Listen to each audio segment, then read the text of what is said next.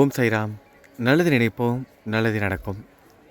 சாய் பக்தர்களுக்கு இந்த பதிவு மிகவும் ஒரு முக்கியமான பதிவு. தொடர்ந்து முழுவதுமாக கேளுங்க. நம்ம சாய்கிட்ட நம்ம வருஷம் முழுவதும் 365 நாளும் நம்ம அவரோட உதவியை எதிர்பார்க்குறோம். அவரும் நமக்காக உதவி செஞ்சுக்கிட்டே இருக்கார். ஒரு குருவாக நம்மளை வழி நடத்துகிறாரு. நமக்கு பிடித்த உறவாகவும் நம்மளோட வாழ்க்கையில் ஒரு அங்கமாக இருக்கார். எல்லோரோட குடும்பத்துலேயும், அதாவது முக்கியமாக சாய் பக்தர்களோட குடும்பத்தில் ஒருத்தராக வாழ்ந்துட்டுருக்காரு. தாத்தாவா, அப்பாவா, சில பேருக்கு நண்பர்களாக, சில பேருக்கு மனம் விட்டு பேசுகிற அளவுக்கு ரொம்ப நெருக்கமான உறவுகளாக, இப்படி ஒவ்வொரு உறவுகள் ஒவ்வொருத்தங்களுக்கு. இப்படிப்பட்ட ஒரு அற்புதமான ஒரு குரு, அவருக்காக ஒரு நாள் நம்ம ஒதுக்க போகிறோம். முக்கியமான நாள் குரு பூர்ணிமா. அந்த குரு பூர்ணிமா எதுக்காக அப்படின்னா, வருஷம் 365 நாளும் நம்மளோட குரு நமக்காக உழைச்சிக்கிட்டே இருக்கார். நம்மளும் ஏதாவது கேட்டுக்கிட்டே இருக்கோம், நமக்கு உதவி செஞ்சுக்கிட்டே இருக்கார். ஆனால் அவருக்காகனே ஒரு நாள், அந்த ஒரு நாளில் நம்ம சாய்க்கு நன்றி மட்டுமே தான் சொல்லிக்கிட்டே இருக்க போகிறோம். பாபாவுக்காக நம்ம அவரை போற்றி துதிப்பாடுகிற விஷயங்களை மட்டும்தான் செய்யணும்.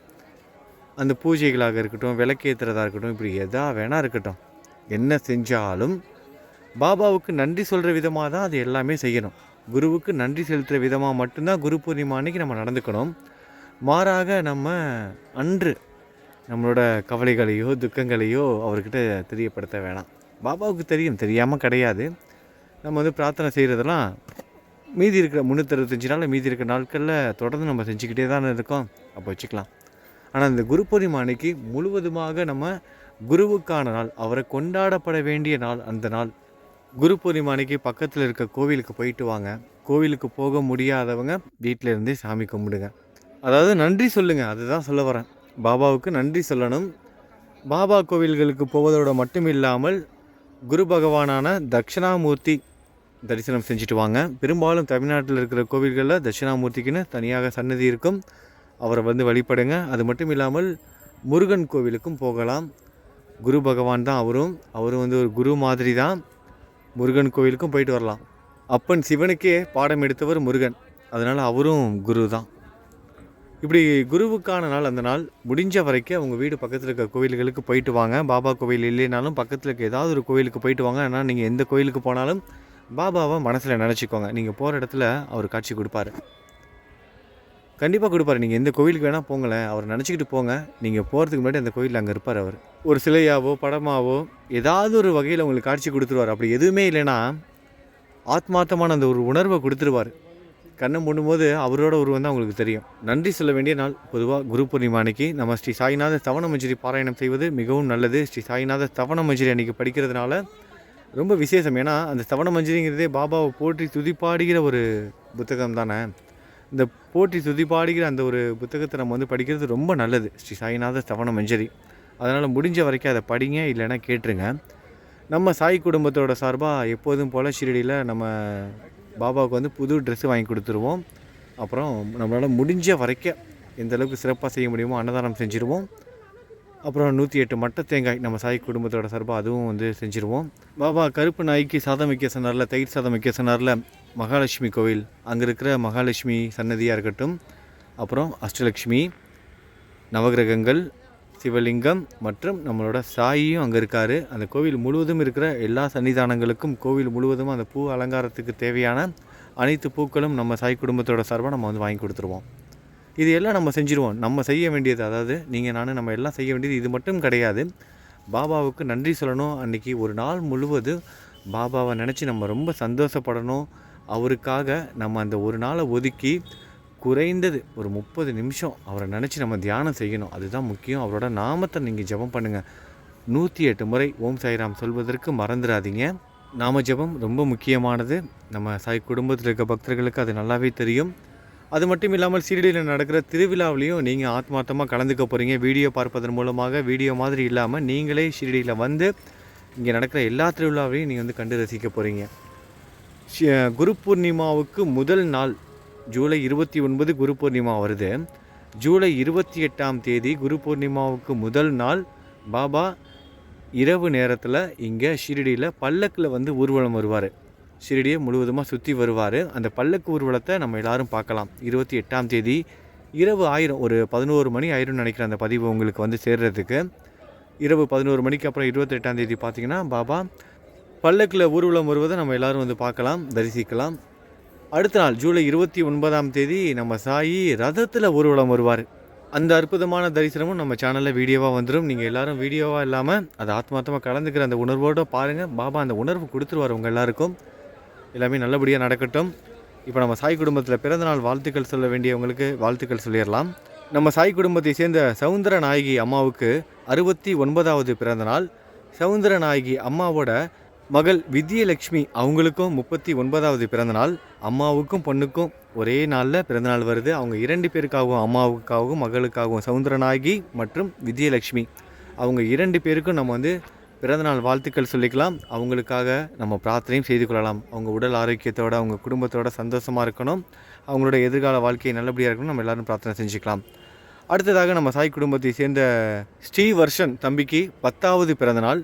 ஸ்ரீவர்ஷன் தம்பிக்காக நம்ம எல்லாரும் பிரார்த்தனை செஞ்சுக்கோம். தம்பிக்கு பிறந்தநாள் வாழ்த்துக்கள் சொல்வதோடு மட்டும் இல்லாமல் தம்பி நல்லா படிக்கணும், உடல் ஆரோக்கியத்தோடு வாழணும், சந்தோஷமாக இருக்கணும். ஸ்ரீவர்ஷன் அந்த குழந்தையோட எதிர்கால வாழ்க்கை நல்லபடியாக இருக்கணும்னு நம்ம பாபா கிட்ட நம்ம எல்லாரும் பிரார்த்தனையும் செய்து கொள்ளலாம். அடுத்ததாக நம்ம சாய் குடும்பத்தை சேர்ந்த புவனேஸ்வரி அம்மாவுக்கு 58வது பிறந்தநாள். புவனேஸ்வரி அம்மாவுக்கும் நம்ம சாய் குடும்பத்தோட சார்பாக பிறந்தநாள் வாழ்த்துக்கள் சொல்லிக்கலாம். அவங்களோட உடல் ஆரோக்கியத்திற்காகவும் எதிர்கால வாழ்க்கைக்காகவும் நம்ம எல்லாரும் பிரார்த்தனை செஞ்சுக்குவோம். அடுத்ததாக நம்ம சாய் குடும்பத்தை சேர்ந்த பிரேமச்சந்திரன் சகோதரருக்கு இன்று பிறந்தநாள். பிரேமச்சந்திரன் சகோதரருக்கும் நம்ம சாய் குடும்பத்தோட சார்பாக பிறந்தநாள் வாழ்த்துக்கள் சொல்லிக்கலாம். அவரோட உடல் ஆரோக்கியத்திற்காகவும் எதிர்கால வாழ்க்கைக்காகவும் நம்ம பிரார்த்தனை செஞ்சுக்குவோம். அவர் சந்தோஷமாக வாழணும். அடுத்ததாக நம்ம சாய் குடும்பத்தை சேர்ந்த சாய் சஷ்டிக் குழந்தைக்கு 3வது பிறந்தநாள். சாய் சஷ்டிக் தம்பிக்கு நம்ம சாய் குடும்பத்தோட சார்பாக பிறந்தநாள் வாழ்த்துக்கள் சொல்லிக்கலாம். குழந்தை முழு உடல் ஆரோக்கியத்தோடு சந்தோஷமாக வாழணும், குழந்தையோட எதிர்காலம் நல்லா இருக்கணும், இந்த சமூகத்தில் நல்ல உயர்ந்த இடத்துக்கு போகணும்னு சாய் சஷ்டிக் தம்பிக்காக நம்ம எல்லாரும் பிரார்த்தனையும் செய்து கொள்ளலாம். இவங்க மட்டும் இல்லாமல் இன்றைக்கி நம்ம சாய் குடும்பத்தில் வேறு யாரெல்லாம் பிறந்தநாள் கொண்டாடுறாங்களோ அவங்க எல்லாருக்கும் நம்ம சாய் குடும்பத்தோட சார்பாக பிறந்தநாள் நல்வாழ்த்துக்கள். திருமண நாள் கொண்டாடும் தம்பதிகளுக்கு திருமண நாள் நல்வாழ்த்துக்கள். சரி, இதுக்கப்புறம் நான் பேச மாட்டேன். நீங்கள் நம்ம பாபாவோட நாமத்தை ஜெபம் பண்ணிக்கிட்டே கோவிலை முழுவதுமாக சுற்றி வாங்க. துவாரகா மாய்க்கு வந்து சாயோட தரிசனத்தோடு இந்த பதிவை முடிங்க. எல்லாமே நல்லபடியாகவே நடக்கட்டும். நல்லது நினைப்போம், நல்லது நடக்கும். ஓம் சாய்ராம்.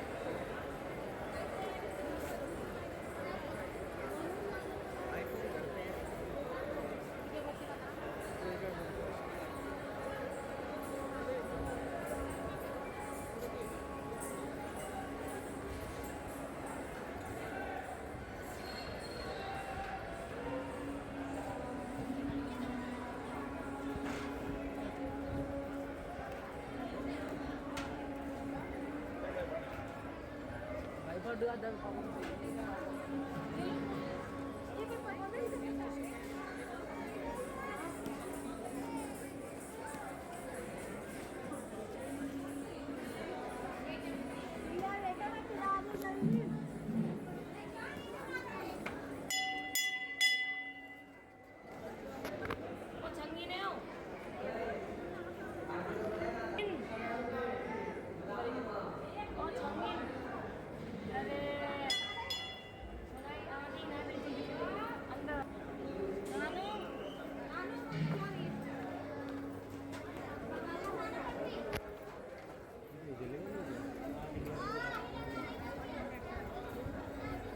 Galaxy.